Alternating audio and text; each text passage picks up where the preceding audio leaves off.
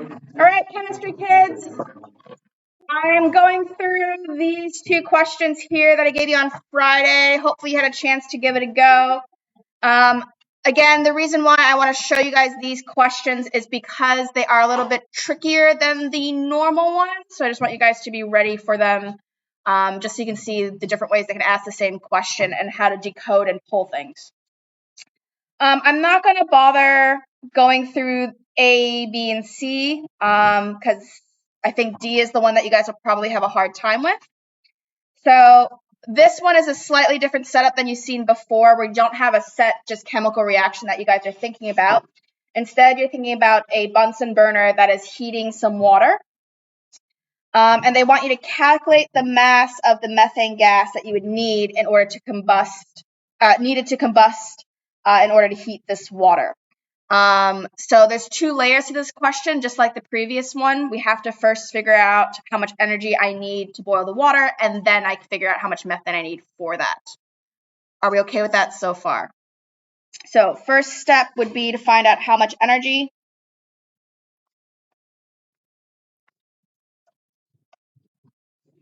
To boil the water. So what I have to find is the mass of the water, which is that little m value. And I have my equation here of the water going from liquid to gas. So again, this is a question that you have to kind of look through the rest of the question to find it, and that's where I'm finding this enthalpy value. So we do our first step, which is actually question C.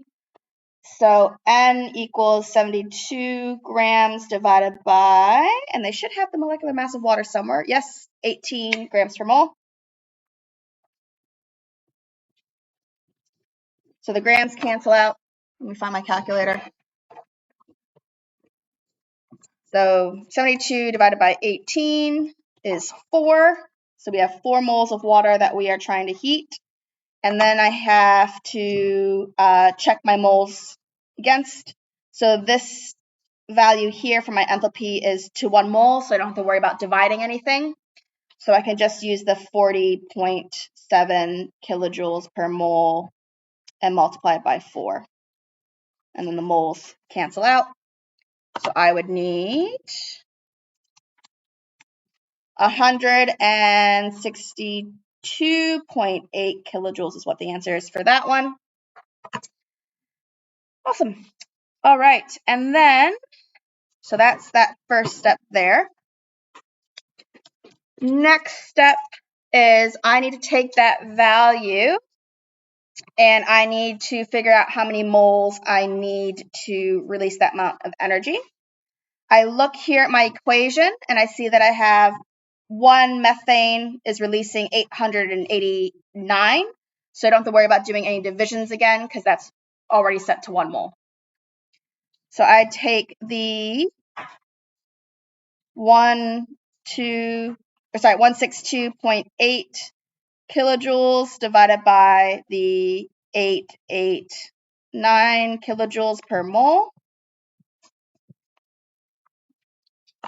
So divide that by 889, and I get that I need 0.183. I'm just going to do dot, dot, dot, because I don't want to copy that whole number down, but I do not want to round so early, so that way I have my long significant figures.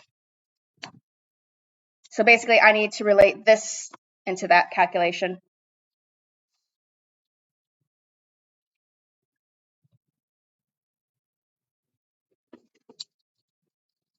Are we okay so far?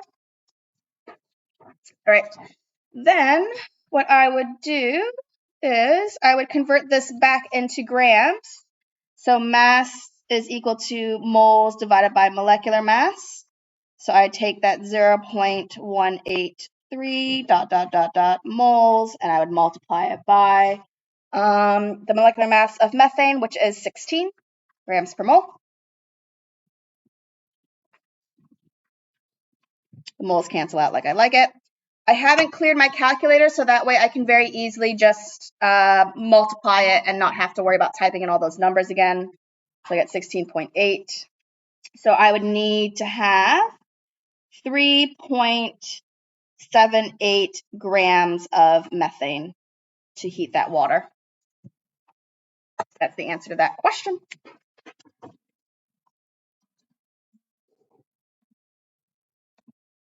That's why I went to go check my answer, because there's a calculator error. And that's why you show your work, kids. I did a math error. Let me double check that for you guys. Okay. 0.8 divided by 889. That number's right. Times, oh, I did 16.8. Why did I do that? That's why there's a wrong answer there. Just multiply by 16. Yeah. What are you doing?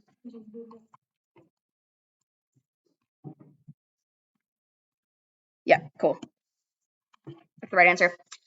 Just so you guys are aware with the marking schedule, when you're looking at the questions, it's a very easy excellence point if you know what you're doing, because it says correct calculation in D, excellence point.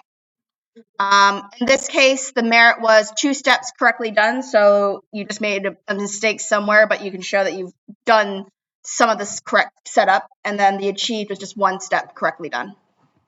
So you see what I'm saying? Show you're working. Are we okay with that one? All right, back page. That's not the back page. This is the back page. All right, this one here I wanted to show you because it has a solution-based question on it. So I'm just trying to think, do we need to have the part 1 solved? I don't think we do, but let's double check. All right, so they want you to figure out the volume of hydrochloric acid that you need, and they've given you the concentration of it. So that would be your C value. What that tells me then is I need to use at some point that C equals N divided by V in order to solve for it. So slightly different equation. They will give you both the N equals and the C equals equation. So basically we're just swapping from using this guy to this guy. Are we okay so far with that? Okay. So we need to figure out how much do I need to get 50 kilojoules of energy released. Excess magnesium tells me that magnesium is not a limiting factor. It's going to be the hydrochloric acid that will run out first in this chemical reaction. So I need to first figure out how many moles that I need of the hydrochloric acid.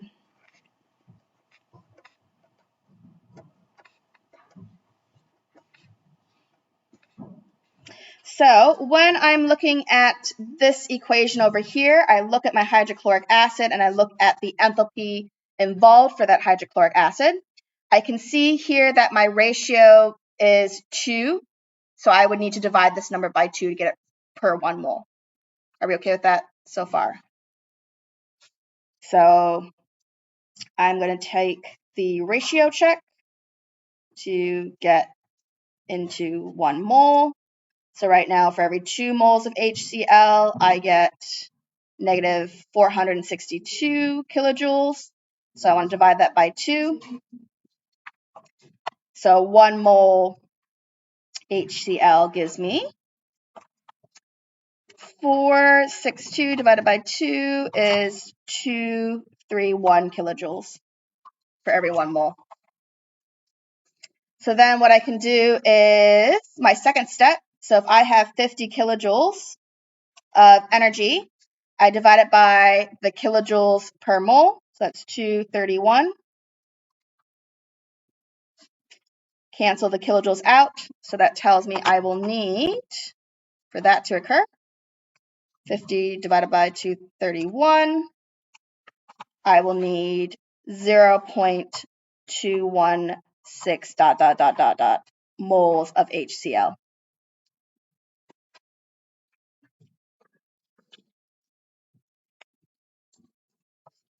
Are we okay with that so far? Yes, no? You guys have seen this before.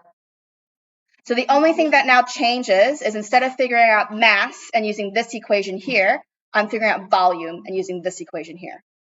So what I'm going to do is I'm going to rearrange to solve for volume. So right now C equals N divided by V. So if I times both sides by V, I get my V's canceling out, and now I have V times C equals N. My V is still not by itself, so I divide by the concentration on both sides. So V is equal to the amount divided by the concentration. Other option is you plug in the numbers and you can move it around with the numbers.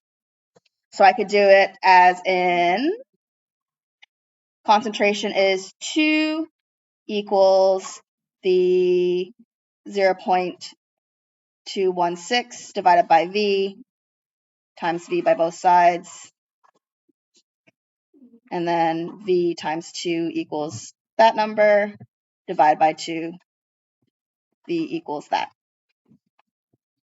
Either way, it works out. In this case, all we're doing here is we have the N value here, the C value here. All right, so let's do that. Take this number divided by 2. So I would need, and I like to write down my unit, so that's in moles per liter.